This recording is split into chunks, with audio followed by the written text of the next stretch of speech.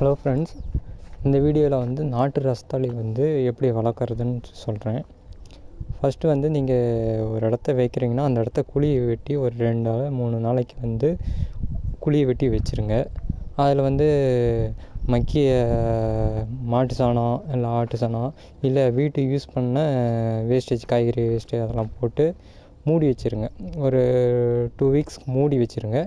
மறுபடியும் அதை வந்து கொஞ்சம் அந்த கிழங்கு கீழே வைக்கிற அளவுக்கு மட்டும் பறித்து வச்சுருங்க.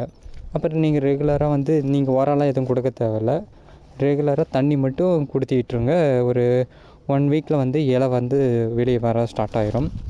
அதுக்கப்புறம் தலைய இலையை மட்டும் எதையோ எக்கறதுக்கு மட்டும் அறுக்க வேணாம், அப்படியே விட்டுருங்க.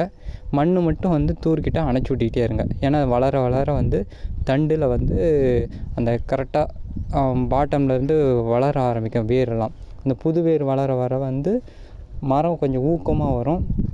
ஸ்டார்டிங்லேயே நீங்கள் கொஞ்சம் ஊக்கமாக வளர வச்சிட்டிங்கன்னா தார் கொஞ்சம் பெருசாக வரும். டெய்லியும் வந்து தண்ணி கொடுத்துடணும். மார்னிங் ஒரு டைம் கொடுத்தா போதும், இல்லை ஈவினிங் கொடுத்தா பெட்டராக இருக்கும்.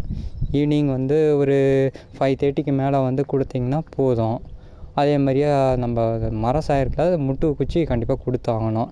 ஏன்னா இவ்வளோ நாள் நம்ம பராமரித்தது ஒரு நாளில் சாஞ்சு போயிடுச்சுன்னா எல்லாம் வேஸ்ட்டாக போயிடும். அதே மாதிரி தார் வந்து உள்ளார பூ வெளியே வெட்ட ஆரம்பித்தோடனே நாம் வந்து இடக்கட்டே ஒன்று விட ஆரம்பிச்சோம். இந்த வீடியோலேயே பாருங்கள், தார் கொஞ்சம் எவ்வளோ இதாக வச்சுருக்குது, ஒவ்வொரு சீப்புக்கு எவ்வளோ காய் வச்சுருக்குதுன்ட்டு. இதில் வந்து 6 சீப்பு இருக்குது. முதல் டைம் எங்களுக்கு தார் வைக்கும் போது 8 சீப்பு வச்சு, அதுக்கப்புறம் வந்து 7, 6 அப்படி வச்சுருக்குது.